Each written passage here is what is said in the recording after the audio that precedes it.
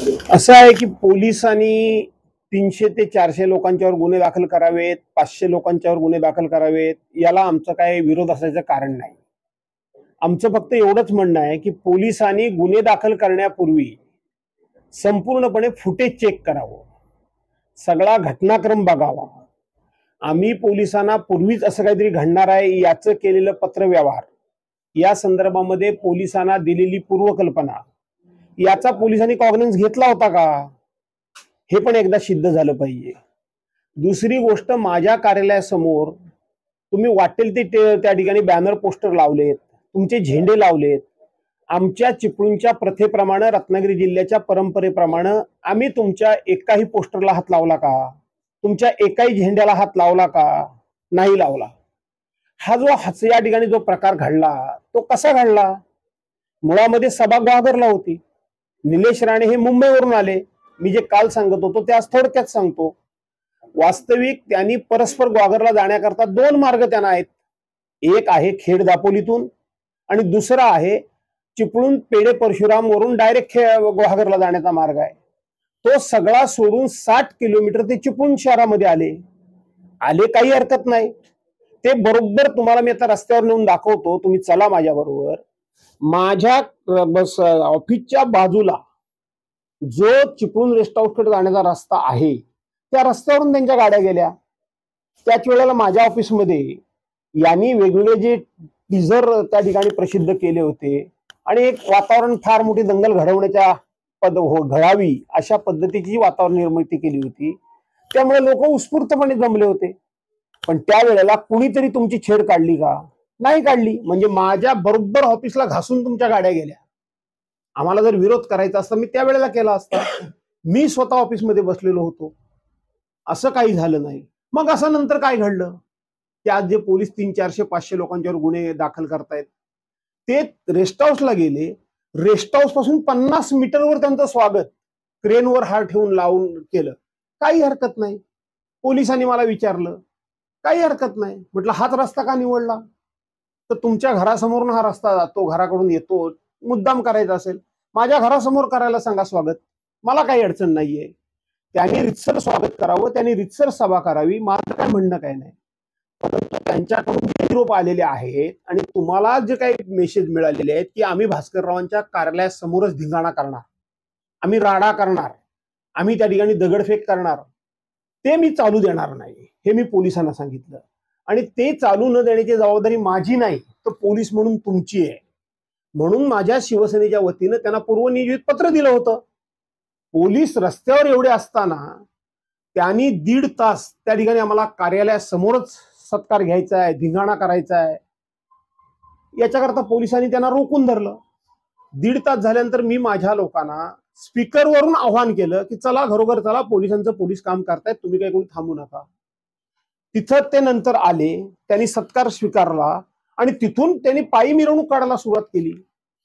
जर ग्वागरला माझ्या चिपळूण पासून आणखीन 40 किलोमीटर सभा दूर होती, पहिले 60 किलोमीटर आले दुसऱ्या रस्त्याने, आता दुसऱ्या रस्त्याने जायचं होतं, तिसऱ्या रस्त्याने ते 40 किलोमीटर जायचं होतं. त्याच वेळेला पोलिसांनी आगत स्वागत झालं, फटाके काय ते झाले. त्यांना गाडीत कोंबायला पाहिजे होतं आणि गाडीत कोंबून त्यांना ग्वागरकडे रवाना करायला पाहिजे होतं. हे जर पोलिसांनी आपलं कर्तव्य बजावलं असतं तर पोलीस निश्चितपणे आजची हा झालेला प्रकार टाळू शकले असते. पण माझी खात्री आहे की त्यांनी रस्ता रोखून धरेपर्यंत पोलीस बरोबर होते, व्यवस्थित होते. नंतर पोलिसांना कोणतरी दडपण आलं, त्यामुळे पोलिसांनी आमच्या बाजूला मज्जाव केला, आमच्या बाजूला संपूर्ण बॅरिकेड्स लावलेले होते आणि त्यांना मोकळं सोडलं. तुम्ही बघा, सगळे व्हिडिओ क्लिप बघा, सगळं फुटेज बघा. ते पलीकडे चालून आलेत. आमचा एक तरी माणूस रस्ता ओलांडून गेलाय काय? रस्ता तो सोडा, माझ्या ऑफिसच्या समोर रस्त्याच्या पलीकडे गेलाय काय, रस्त्यावर गेलाय काय, तुम्ही दाखवा. आणि म्हणून 400 काय 500 काय 1000 लोकांच्यावर गुन्हे दाखल करा, परंतु सगळं फुटेज, वेगवेगळ्या प्रकारचं फुटेज आज मला मिळालेलं आहे, ते तपासा आणि पोलिसांनी कारवाई करावी. आमचं त्यांना सहकार्य राहील. कालच्या ग्वागरच्या सभेमध्ये निलेश राणेंनी असं म्हटलेलं आहे की सुरुवात तुम्ही केले, शेवट मी करणार. असं आहे की खोटं बोल पण रेटून बोल ही काही लोकांची पद्धत आहे. काल त्यांनी जी ग्वागरमध्ये भाषण केलं, माझी विनंती आहे तुम्हाला मीडियाच्या लोकांना, हे पुन्हा पुन्हा 100 वेळा लोकांना दाखवा, 100 वेळा दाखवा. मला बघायचं आहे की भारतीय जनता पार्टीची हीच संस्कृती आहे का? मला बघायचं आहे भारतीय जनता पार्टीचे हे संस्कार आहेत का? भारतीय जनता पार्टीच्या अधिकृत व्यासपीठावरून ते ही अशी भाषा वापरू शकतात. हीच भाषा त्यांनी चिपळूणमधल्या सभेमध्ये वापरली होती. फक्त मी त्याची जास्त चर्चा होऊ दिली नाही, त्या गोष्टीला हवा दिली नाही, म्हणून ते फार प्रसिद्ध झालं नाही. पण माझ्याही मनामध्ये वेदना होत्याच ना. मी जाऊन सिंधुदुर्गामध्ये बोललो म्हणून असा हा प्रकार घडला, म्हणून तो दाखवण्याचा प्रकार जो होतो हा 100% खोटा आहे. त्याच्या पूर्वी त्यांनी केलेली भाषणं बघा. चिपळूणमध्ये जे काल गुहागरमध्ये त्यांनी भाषा वापरली, हीच चिपळूणमध्ये भाषा वापरली होती. त्या क्लिप काढून बघा. त्याच्या अगोदर नारायणराव राणे आणि निलेश राणे त्या कोकरे गोशाळेच्या मध्ये तिथे आले होते. तिथे त्यांनी काय भाषा वापरली ती बघा. सगळं हे खोटं बोलण्याचं काम आहे. पण माझं एवढंच म्हणणं आहे की त्यांनी काल माझ्या कुटुंबावर बोलले, या भाषेमध्ये अर्धा टक्का तरी मी बोललो होतो काय? त्यांनी ठाकरे फॅमिलीवर ज्या भाषेमध्ये बोलले हे सातत्याने बोलतायत. पण मला एका गोष्टीचं या ठिकाणी भारतीय जनता पार्टीकडून, कारण काल भारतीय जनता पार्टीचे प्रांताध्यक्ष बावनकुळेजी यांनी केलेलं स्टेटमेंट मी बघितलं आणि म्हणून ही भारतीय जनता पार्टीची नवीन संस्कृती आम्हाला अनुभवायला येते. मी सुद्धा भारतीय जनता पार्टी बरोबर 25 वर्षापेक्षा जास्त कालावधीमध्ये काम केला. एक सुसंस्कृत पक्ष, एक सभ्य पक्ष, ज्यांच्याकडे संस्कार आहेत किंवा ज्यांच्याकडे काही विचार आहेत, ज्यांच्याकडे काही आयडिओलॉजी आहे, अशी जी आमची समज होती ती समज आमची साफ खोटी ठरलेली आहे. हीच भारतीय जनता पार्टीची आयडिओलॉजी आहे असं मला आता म्हणावं लागेल. कारण भारतीय जनता पार्टीच्या व्यासपीठावरून ज्या वेळेला हे निलेश राणे तुम्ही म्हणताय ना अस्लाद्य भाषेत बोलत होते, त्याच वेळेला भारतीय जनता पार्टीच्या काही महिला सुद्धा टाळ्या वाजवत होत्या. मी तुम्हाला आज सांगतो, ही क्लिप, हे भाषण 100 वेळा तुम्ही दाखवा. महाराष्ट्रामध्ये जीजी म्हणून महिला, हे निलेश राणेंचं हे भाषण 100 वेळा तुम्ही दाखवा. महाराष्ट्रामध्ये जीजी म्हणून महिला हे निलेश राणेंचं भाषण बघेल, ती भारतीय जनता पार्टीच्या कुठल्याही उमेदवाराला मत देणार नाही, हे तुम्हाला आज सांगतो. पण त्यांना गुहागरमध्ये मी सभेला मज्जाव केला होता का? केला नव्हता. मला माहित नव्हतं का त्यांची भाषा काय असणार आहे. त्यांनी जरूर बोलावं. पण कार्यालयासमोर येऊन मी दंगल करेन, आपलं दगडफेक करेन, आणखीन काही करेन, संपवून टाकेन, मारून टाकेन, कोण सहन करणार? आणि म्हणून याला जबाबदार हे राजकीय स्टेटमेंट मी मनावर फार घेत नाही. विनय नातूंनी माझं डिपॉझिट जप्त केलं ते लोक ठरवतील. त्याच्याबद्दल मला काय ते असं भाष्य केलं ह्या गोष्टीवर फार लक्ष देण्याची गरज नाही. राजकीय भाष्य आम्हीही करतो. त्यामुळं मी जेव्हा एखादं राजकीय भाष्य करतो तेव्हा त्यांनी करू नये असं माझं मत कधीही नसतं. त्यांचं मत असतं, हे राण्यांचं मत असतं की आम्ही कोणाबद्दल काही बोलायचं, पण आमच्याबद्दल कोणी काही बोलायचं नाही. जरूर नाही. नातू जर माझं डिपॉझिट जप्त करणार असतील तर ठीक आहे, लोक ठरवतील. 2 वेळाला नातूंना मी पराभूत केलेला आहेच. तिसऱ्यांदा नातू माझ्यासमोर उभे राहणार असतील तर लोकशाहीमध्ये कोण ना कोणतरी कोणाच्या विरोधात उभा राहणारच आहे. त्याचं आणि त्यांना जर वाटत असेल ही निलेश राणे किंवा राणे कुटुंब चूक करतायत, भाजपा चूक करतोय, तर त्यांच्या विरोधात उभं राहावं. फक्त अशा पद्धतीने दोन्ही बाजूने बोलून आम्हालाच फक्त चिपळूणची काळजी दूर होत नाही. हे थांबवायचं असेल तर याच्या मुळाशी जावं लागेल आणि त्याच्यामध्ये त्यांनी पुढाकार त्यांना घ्यावा लागेल. तर तुम्हाला जी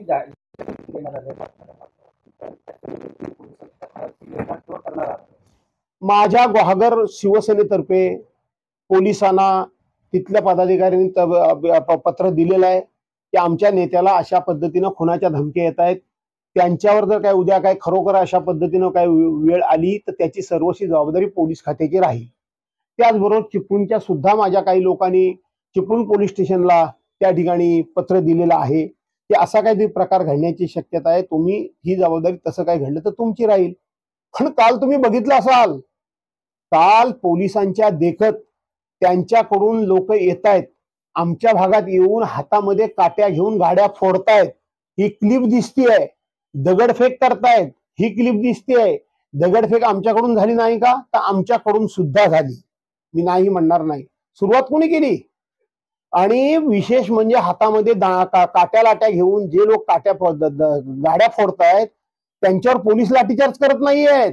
पोलीस त्यांना असे प्रेमानं कव्यामध्ये हात घालून त्यांना जपून असं घेऊन जातात पलीकडे, हे दिसतंय. आणि बाजूला माझ्या बाजूला लोक माझ्या ऑफिसमध्ये आहेत, तिथं तुम्ही अश्रुधुराच्या नळकांड्या फोडल्यात, तिथं तुम्ही लाठीचार्ज केलात. बरं, ह्या अश्रुधुराच्या नळकांड्या कधीच्या फोडल्या? 2022च्या, ज्या एक्सपायर झालेल्या आहेत, ज्यांची एक्सपायरी डेट आहे 2022ला, त्या 2024ला अश्रुधुराच्या नळकांड्या फोडल्या आणि माझ्या लोकांना पूर्णपणे घायल केलं. अश्रुधुराच्या नळकांड्या फुटल्या तेव्हा लोकांना असं वाटलं की आमचे चेहरे जळून खाक झाले, इतक्या त्या भयानक होत्या. असं नसतं ते. अरे, हे नळकांड्या तुम्ही त्यांच्या तिकडे फोडायला पाहिजे होत्या जेव्हा तुमचं ते ऐकत नव्हते तेव्हा. त्यातली एक जरी नळकांड तुम्ही फोडला असतं तर ते रस्त्याला लागले असते. पण मला असं वाटतं पोलिसांच्यावर कुठून तरी दबाव होता, त्यांना कुठंतरी हे घडवायचंच होतं. मला धन्यवाद दिले पाहिजेत की माझ्या पाठीशी माझे लोक ठामपणे उभे राहिले. त्यांनी फार काही घडू दिलं नाही. आज मी त्यांच्या पाठीशी उभा राहणार हे जाहीर सांगतो. कधी आपलं याची सुद्धा चौकशी तुम्ही वरिष्ठ पातळीवर करायला किंवा मागणी करणार का? चांगला प्रश्न विचारला तुम्ही एबीपीचे माझ्या मार्फत बाळू सर्वांनी, की आजपर्यंत हल्ले माझ्यावर झाले. याच राणेंनी माझं कार्यालय फोडलं, हेच राणे काल हल्ला करायला माझ्यावर आले, याच राणेंनी माझ्यावर 4 लोक पाठवून माझ्या घरावर पेट्रोल बॉम्ब टाकले. हे सातत्यानं माझ्या बाबतीत घडतंय, पण तरी सुद्धा पोलीस हे गांभीर्याने घ्यायला तयार नाहीत. मला असं वाटतंय काही लोकांना ईडी यांना याच्या चौकशा लावून जेरबंद करायचं काम चाललंय, तर काही लोकांना ठार मारून विरोधक संपवायचं काम चाललेलं आहे. आज आघाडीवर बऱ्याच अंशी मला असं वाटतं की मी लढतोय, त्यामुळं कदाचित त्यांचा तो प्लॅन असावा की मला ठार मारायचा आणि एक विरोधक संपवून टाकायचा कोकणातला, हा असावा. पण मी आज सांगतो, भास्कर जाधवनी एवढी माणसं जोडलेली आहेत, एकटा भास्कर जाधव मेला म्हणजे काय हे सगळं संपेल अशा भ्रमात कोणी राहू नये. साहेब, या सगळ्या राड्यानंतर तुला उद्धव साहेबांचा फोन आला, काय बोलणं? माझे पक्षप्रमुख आहेत ते उद्धव साहेब, त्यांना काळजी माझी वाटणारच. त्यांनी माझी चौकशी केली, त्यांनी मला सांगितलं भास्करराव पोलीस स्टेशनला वगैरे तक्रारी द्या. आता पोलीस स्टेशन सध्या काय किती लोकांना आपल्या मदत करतं हे तुम्हाला माहिती आहे. जीवाची काळजी घ्या. पक्षापेक्षा राजकारणापेक्षा मला तुमचा जीव महत्वाचा आहे. वडिलकीच्या नात्याने त्यांनी हे सांगितलं. याच्यापेक्षा आणखीन पक्षप्रमुख काय करणार? पोलिसांची गुन्ह्याची नोंद सध्या प्रोसिजर सुरू आहे. काही जणांना अटक झालेल्याची काय अपडेट आपल्याकडे येते? असं आहे की पोलिसांना मी तेच सांगतो, तुम्ही 550 100 नव्हे 500 लोकांच्यावर गुन्हे दाखल करा, वस्तुस्थिती पडताळून करा. पण तरी देखील त्यांनी माझ्या लोकांची धरपकड सुरू केलेली आहे. ठीक आहे, धरपकड सुरू केली आहे. एका बाजूला मी कायदेशीर लढाई लढेन आणि पोलिसांचा हा जर अत्याचार असा सुरू झाला तर मी लोकशाही मार्गाने रस्त्यावर उतरेन. मी माघार जाणारा माणूस नाही या विषयामध्ये. अन्यायाच्या विरोधात लढणारा माणूस मी आहे आणि म्हणून लोकशाही मार्गाने मी रस्त्यावर उतरेन.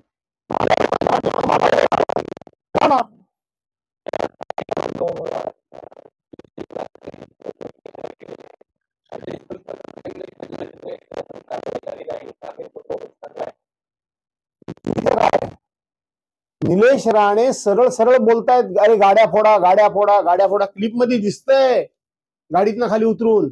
वाय दर्जाची सिक्युरिटी तुम्हाला दिलेली आहे, वाय दर्जाची. आणि वाय दर्जाची सिक्युरिटी दिलेली असताना तुम्ही खुलेआमपणे उतरताना गाड्या फोड म्हणून सांगता. याचा अर्थ या राज्यामध्ये, मी आता नावं कोणाची घेत नाही, ज्यांना म्हणून वाय दर्जाची सिक्युरिटी दिलेली आहे त्यांनी हे असे उद्योग केलेले आहेत बऱ्याचशा लोकांनी. आणि म्हणून जर लोकांचा हा उद्रेक असेल तर शेवटी लोकांना कुठे ना कुठेतरी प्रतिकार हा करावाच लागेल. आता त्याच्याबरोबर उलट माझं हे जेव्हा बाहेर काय दगडफेक वगैरे झाली तेव्हा मी माझ्या लोकांना घरोघर जायला सांगितलं होतं आणि मी आतमध्ये आलो, मी बाथरूम मध्ये गेलो. मला हा प्रकार झालेला शपथेवर माहित नाही बाहेर काय झालं ते. मी जेव्हा बाहेर आलो तेव्हा मला जे 2 पोलीस आहेत त्या पोलिसांनी म्हटलं बाहेर काय झालं, मला जायला पाहिजे. त्या दोन्ही पोलिसांनी मला इथं कोंडून ठेवलं. दोघांनी कमरेला मला मिठी मारली आणि बाहेर जाऊ दिलं नाही. त्यामुळे बाहेर काय झालंय रात्री सगळं मला क्लिपवर बघायला मिळालं. मी बघत होतो रात्रभर. जर मला दिलेले 2 साधे पोलीस जर मला इथं घट्ट पकडून ठेवतात तर निलेश राणेंना वाय दर्जाची सिक्युरिटी होती, त्यांना निलेश राणेंना गाडीतच किंवा थांबवता आलं नाही किंवा त्यांना बाहेर पाठवता आलं नाही, परंतु वाय दर्जाच्या सिक्युरिटी देऊन हे त्यांना असे गुन्हे करण्याकरता एक प्रकारचं प्रवृत्त करायचं आणि त्यांना प्रोटेक्ट करायचं हा उद्योग सुरू आहे. 2 पोलिसांनी मला इथं किती मी प्रयत्न करतो मला सोडलं नाही बाहेर. एकानं घट्ट कमरेत पकडून ठेवलं तर एक दरवाजाला आडवा होता. नाही म्हणले आम्ही तुम्हाला बाहेर जाऊन देणार. आमची जबाबदारी ही आहे की तुम्हाला आम्ही तिथे जाऊ देणार नाही. मग वाय दर्जाचे पोलीस ते करू शकत नाही? करू शकत नाही का? थँक्यू. राज्याचे गृहमंत्री देवेंद्र फडणवीस यांना पाठवा. ते नेहमी त्यांच्या लोकांनी काही केलं तरी ते सांगतात संयम पाळला पाहिजे. आमच्याकडे टोलेबाजी करतात. मला सगळ्यांना हेच विचारायचंय, हीच भारतीय जनता पार्टीची संस्कृती आहे का? ते ज्या भाषेमध्ये बोललेत यातला अंश तरी आमच्या भाषेमध्ये आहे का? अंश. मी फक्त बोलताना काय बोललो, हे त्यांनी भाषा वापरली होती, ही भाषा चिपळूणमध्ये सुद्धा वापरली होती. मी फक्त एवढंच बोललो तर ही पोरं एखाद्या नेपाळी वॉचमनच्या पोरासारखा दिसतात, इतकंच फक्त बोललो होतो. भाषा काय? पण ते बोलत असताना जी त्यांनी गुहागरमध्ये भाषा काल वापरली ती भाषा पूर्वी चिपळूणमध्ये सुद्धा वापरलेली होती, हे लक्षात घ्या. त्यामुळं भास्कर रावांनी त्यांच्यावर टीका केली म्हणून ते असं बोलतात. हे अशा पद्धतीचा मुलामा देऊन त्यांचं पाप लपणार नाही. आणि भारतीय जनता पार्टीचा खरा चेहरा निलेश राणेंनी भारतीय जनता पार्टीच्या व्यासपीठावरून काल संपूर्ण देशासमोर आणला. त्यामुळे मी निलेश राणेंना धन्यवादच देतो. ठीक आहे, आरोप प्रत्यारोप पण काल भाषणामध्ये त्यांनी तुम्हाला सरळ सरळ मारण्याची सुद्धा धमकी दिलेली आहे. भास्कर जाधव ज्या ठिकाणी भाषण करतील किंवा ज्या ठिकाणी जोडले जातील तिथे आम्ही जाऊन भाषण करणार असं देखील ते म्हणाले. निलेश राणे भास्कर जाधव ज्या ठिकाणी जाऊन सभा घेतील तिथे मी भाषण करणार बोलले, इथपर्यंत ठीक आहे. पण आजच्या सगळ्या वर्तमानपत्रामध्ये आणि विशेष करून लोकसत्ता सारख्या या महाराष्ट्रातल्या अतिशय प्रतियश अशा पद्धतीच्या वर्तमानपत्रामध्ये पहिल्याच 2 ओळी आहेत की काही झालं तरी मी भास्कर जाधवला लवकरच संपवून टाकणार.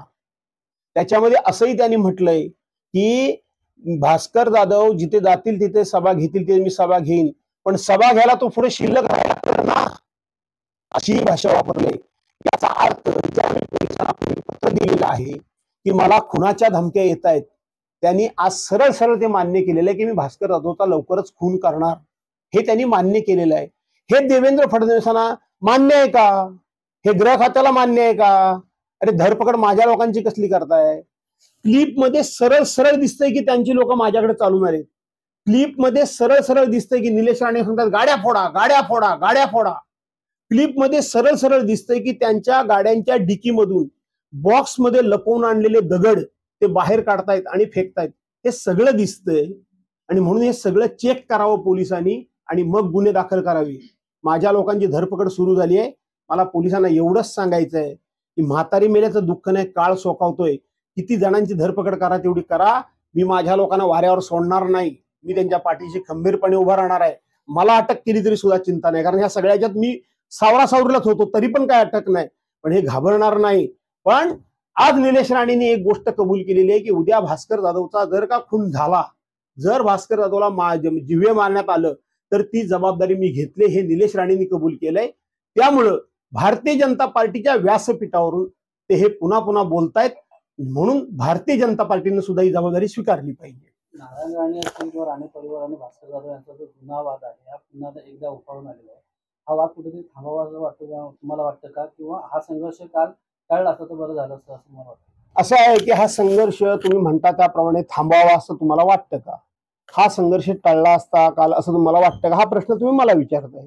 मी सांगितलं ना की पोलिसांनी त्यांना सरळ गाडीत घालून जर गुहागरला पाठवून दिलं असतं किंवा त्यांना गुहागरमध्ये जाऊन सभा घ्यायची होती, मी तिला विरोध केलेला नाही. तुम्हाला माहित आहे का, चिपळूणमध्ये आणि गुहागरमध्ये जवळजवळ 3 दिवस अगोदर वेगवेगळ्या 5-50 बसेस ह्या बाहेरच्या लोकांच्या फिरत होत्या. कालच्या त्या सगळ्या तुम्ही सगळ्या जे काही माणसं 100-500 त्यांच्याबरोबर होती, फार काय माणसं, त्यातली 5-25 तरी माणसं स्थानिक तुम्ही मला दाखवा. सगळी माणसं बाहेरची होती. काय पोलीस खातं करत काय होतं? 2-3 दिवस गुहागरमध्ये चिपळूणमध्ये बाहेरच्या गाड्या फिरतायत, आमच्या कार्यालयांसमोर सारख्या गाड्या घेऊन उलटसुलट फिरण्यात. पोलीस खातं करत काय होतं? मला असं वाटतं की गृह खात्याला हे जाणीवपूर्वक घडवायचं आहे का? तुम्ही म्हणता त्या प्रश्नाचं दुसरं उत्तर की हे संपवायचं. मी 4-5 दिवसापूर्वीच मुलाखत दिलेली आहे डिजिटल टाइम्सला की यापुढं राणेंनी काही जरी माझ्याबद्दल बोलले तरी मी त्यांना बेदखल करणार आहे. मला हा वाद संपवायचाच होता म्हणूनच मी बोललो ना. पण त्यांना तो संपवायचाच नाही.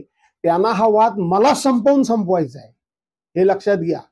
त्यांना मला ठार मारून हा वाद संपवायचा आहे आणि ते त्यांनी काल जाहीर केलेलं आहे. मला तो वाद संपवायचा होता म्हणून मी मुलाखत दिलेली आहे आणि ती वर्तमानपत्रामध्ये सुद्धा बहुतेक सगळ्या प्रसिद्ध झालेली आहे. आणि म्हणून त्यांना जे काय करायचंय ते मला संपवूनच, म्हणजे मला ठार मारूनच हा वाद संपवायचा आहे, हे स्पष्ट झालेलं आहे. तर हे जाणीवपूर्वक होत असं तुम्हाला वाटतं? कारण आता काल त्यांनी भाषणामध्ये तुमच्या वेणेश्वरमधल्या घराचा देखील उल्लेख केला आणि तिथे सीआरझेडचा मुद्दा उपस्थित केला. एक लक्षात घ्या, त्यांनी वर्तमानपत्रामध्ये त्यांनी सभेमध्ये माझ्यावर टीका केली, मी 5 पैशाचं काम केलं नाही. हे होत असतं. त्यांनी सांगितलं की सीआरझेडच्या आतमध्ये मी माझं घर गुहागरमध्ये बांधलंय, असं त्यांना वाटत असेल, त्यांचं सरकार आहे, त्यांनी चौकशी लावावी. त्याबद्दल मला काही ऑब्जेक्शन घ्यायचं नाहीये. सभेमध्ये अशा गोष्टी बोलल्या जातात. त्यांचं दुःख असेल, त्यांच्या आदिश बंगल्या अनधिकृत बांधकाम आहे, ते तोडायची टांगती तलवार त्यांच्या डोक्यावर असल्यामुळे माझंही तुटावं असं त्यांना वाटत असेल, ते फार मोठं काही गांभीर्याने मी घेत नाही. ते राजकारणामध्ये अशा टीकाटिप्पण्या होत असतात. पण ठाकरे कुटुंबियावर, माझ्या कुटुंबियावर त्यांनी कोणत्या भाषेमध्ये बोलले हे तुम्हाला मान्य आहे का? आणि हे भारतीय जनता पार्टीला मान्य आहे असं दिसतंय, कारण सातत्यानं ते भारतीय जनता पार्टीच्या व्यासपीठावरून असं बोलतायत. हे विशेष लक्षात घ्या तुम्ही. का त्यांना कोण रोखत नाही? आणि महिला टाळ्या वाजवतायत ते असं बोलत असताना. परंतु या महाराष्ट्रामध्ये महिला वर्ग खूप असा मोठा आहे की मी मगाशी सांगितल्याप्रमाणे त्यांना स्वतःची इब्रत आहे, इज्जत आहे. निश्चितपणे भारतीय जनता पार्टीच्या एकाही उमेदवाराला या राज्यातल्या महिला मतदान करतील असं वाटत नाही. कोणाचे प्रश्न आहेत? सर, साहेब, या ऑर्गनाइज सगळ्या घडामोडींमध्ये किंवा दोघांच्या संघर्षामध्ये, वादामध्ये कुठेतरी सुसंस्कृत चिपळूणला गालबोट लागल्याचं असं आपल्याला वाटतंय का? कारण अनेक चिपळूणकर व्हिडिओच्या माध्यमातून पुढे येत आहेत आणि दोन्ही कार्यकर्त्यांवरती कारवाई करण्याची मागणी करतायत. असं आहे की चिपळूणला हे गालबोट लागलंय का? तर लागलेलंच आहे. परंतु फक्त अशी कारवाई करून चिपळूणकरांना अलिप्त राहता येणार नाही.